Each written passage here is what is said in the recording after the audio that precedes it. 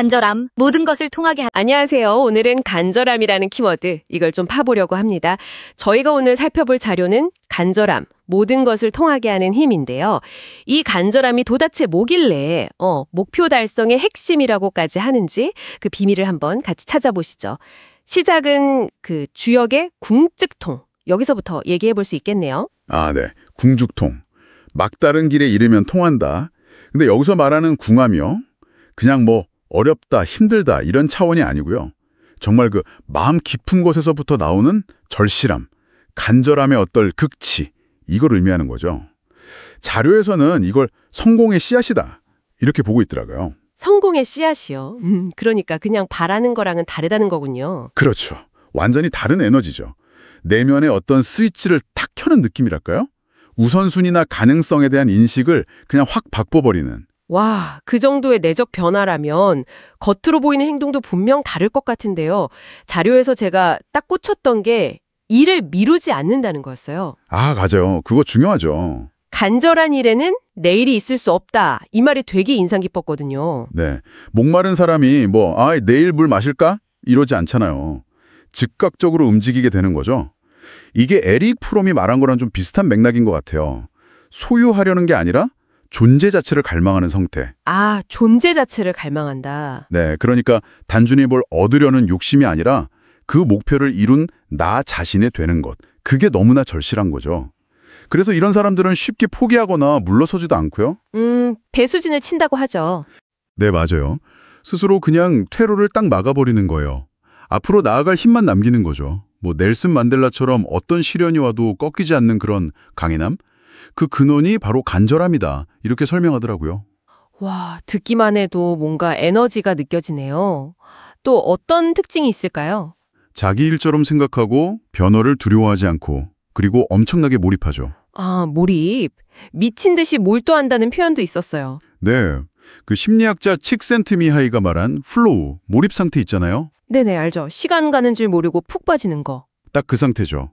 일 자체가 주는 즐거움이나 의미에 완전히 빠져드는 거예요. 근데 더 흥미로운 건요. 이 간절함이라는 에너지가 자기한테만 머무는 게 아니라는 거예요. 아, 주변으로 퍼져나간다. 그렇죠. 스티브 잡스가 그랬던 것처럼요. 자기 비전에 대한 그 뜨거운 간절함이 사람들의 마음을 딱 움직여서 같이 가게 만들잖아요. 다른 사람들한테 어떤 감동을 주고 함께하게 만드는 그런 힘이 있다는 거죠. 와, 감동까지. 근데 자료에서 좀 더 나아가서 간절한 일은 반드시 이루어진다. 이렇게까지 얘기하더라고요. 실패했다면 그건 간절함이 부족했다는 증거다. 이건 좀 너무 단정적인 거 아닌가 싶기도 하고요. 네, 상당히 강한 표현이죠. 저도 그 부분 읽으면서 좀 놀랐는데요. 자료에서는 토머스 에디슨을 예로 들더라고요. 아, 에디슨이요? 네, 수천 번 실패했잖아요. 근데 그게 그냥 끈기가 좋아서가 아니라 반드시 해내고야 만나는 그 간절함 때문에 가능했다는 거예요. 그 간절함이 실패를 그냥 과정으로 보게 만들었다는 거죠.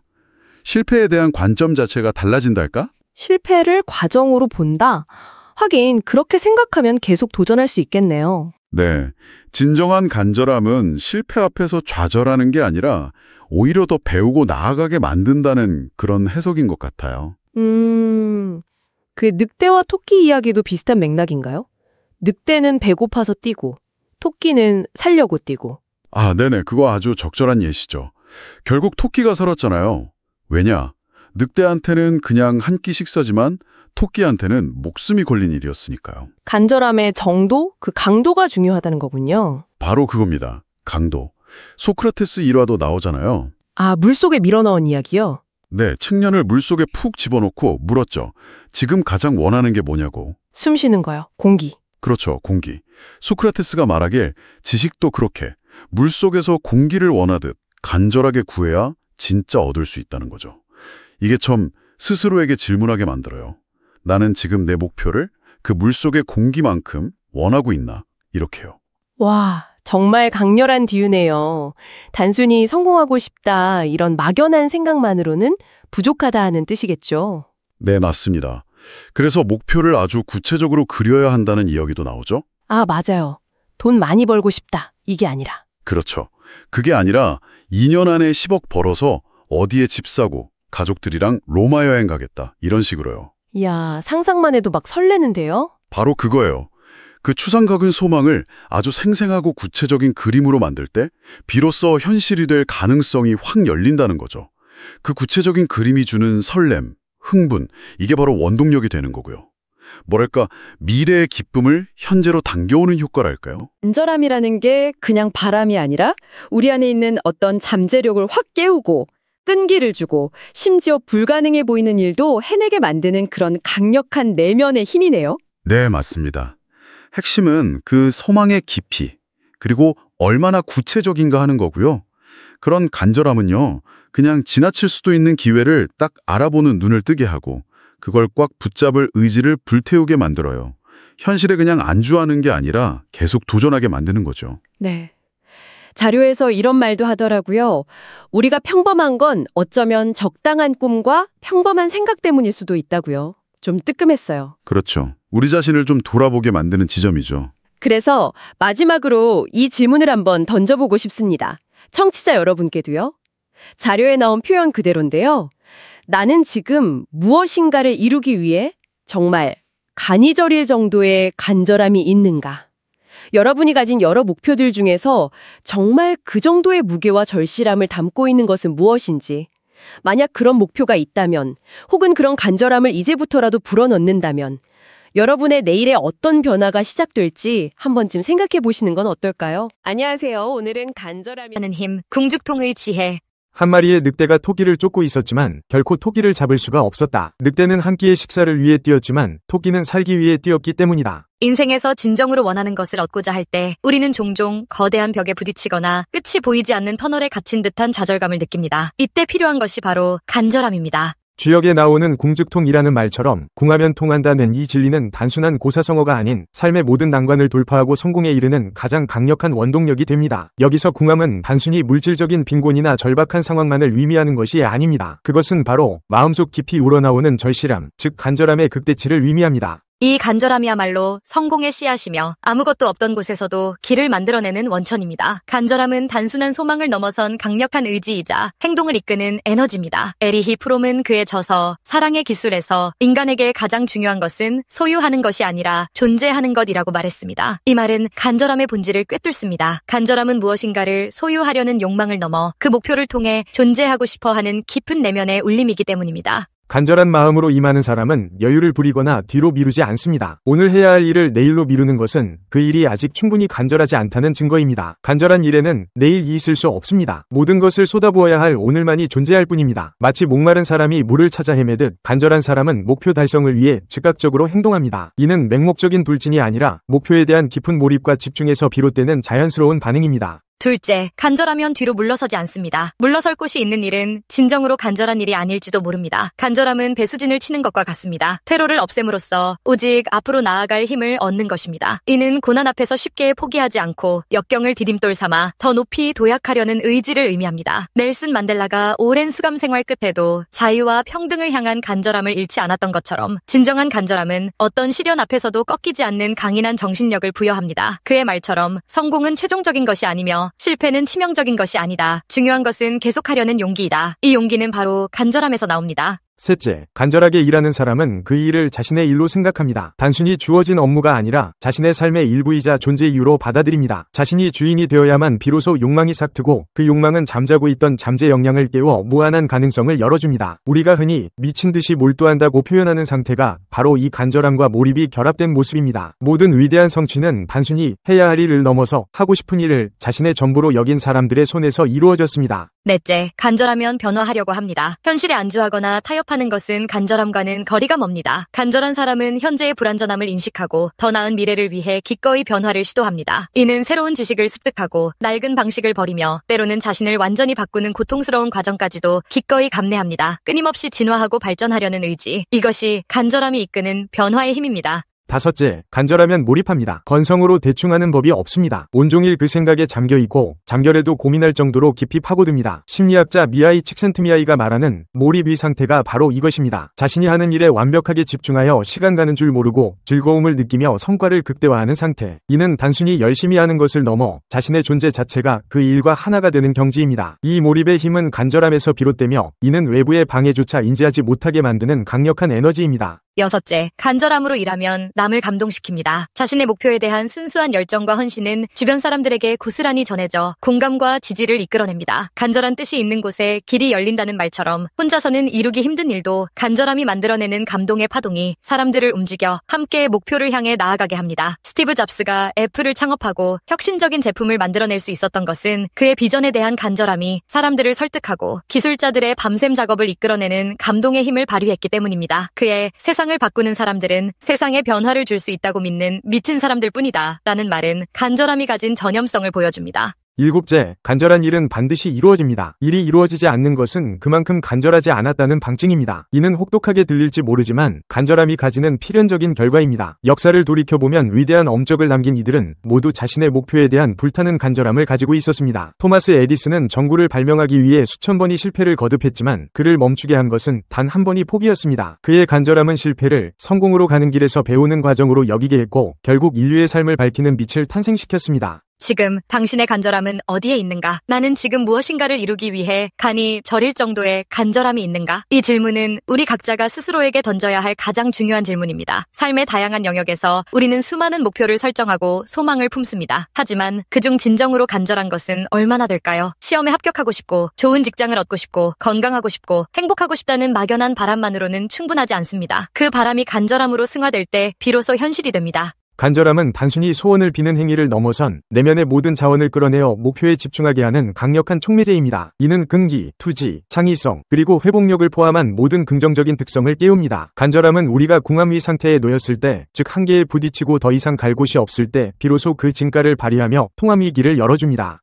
어려움에 처했을 때 우리는 종종 외부적인 요인이나 환경을 탓하기 쉽습니다. 그러나 궁죽통의 지혜는 우리에게 내면의 간절함을 점검하라고 조언합니다. 과연 나는 이 문제 해결에 모든 것을 걸고 있는가? 나의 목표는 그 어떤 장애물도 뛰어넘을 만큼 간절한가? 이 질문에 대한 진솔한 답변이 바로 우리가 나아가야 할 방향을 제시할 것입니다. 궁극적으로 간절함은 우리를 성장시킵니다. 미지의 영역을 두려워하지 않고 실패를 성장의 발판으로 삼으며 끊임없이 변화를 시도하게 만듭니다. 간절함이 있는 곳에 길이 있고 간절함이 있는 곳에 희망이 있으며 간절함이 있는 곳에 진정한 성공이 있습니다. 이 위대한 지혜를 삶의 나침반 삼아 당신의 간절함이 모든 것을 통하게 하는 기적을 경험하시기를 바랍니다. 우리는 누구나 꿈을 가지고 있습니다. 그렇다고 모든 이들이 꿈을 이루는 것은 아닙니다. 꿈을 이루는 사람은 그 꿈을 이루기 위해 마음속에 늘 간절함을 품고 삽니다. 하루에도 수십 번씩 그 꿈을 되새기고 그 꿈을 위해 끊임없이 노력하는 것입니다. 꿈은 간절한 바람에서 시작됩니다. 때로는 목숨까지 걸 정도로 간절해야 합니다. 그 정도로 간절함 없이 이 세상에서 이룰 수 있는 것은 아무것도 없습니다. 어느 날 한 청년이 지식을 탐구하고자 하는 마음을 품고 소크라테스를 찾아갔습니다. 그는 배움에 대한 열정을 가졌다고 생각하며 지혜를 얻고자 하는 자신의 소망을 전했습니다. 그러나 소크라테스는 단순한 바람만으로는 지식을 얻을 수 없다는 것을 알았습니다. 그래서 그는 청년을 바닷가로 데리고 갔습니다. 바닷물이 청년의 턱에 찰 정도로 깊이 들어가게 한 후 소크라테스는 갑자기 청년을 물속으로 떠밀었습니다.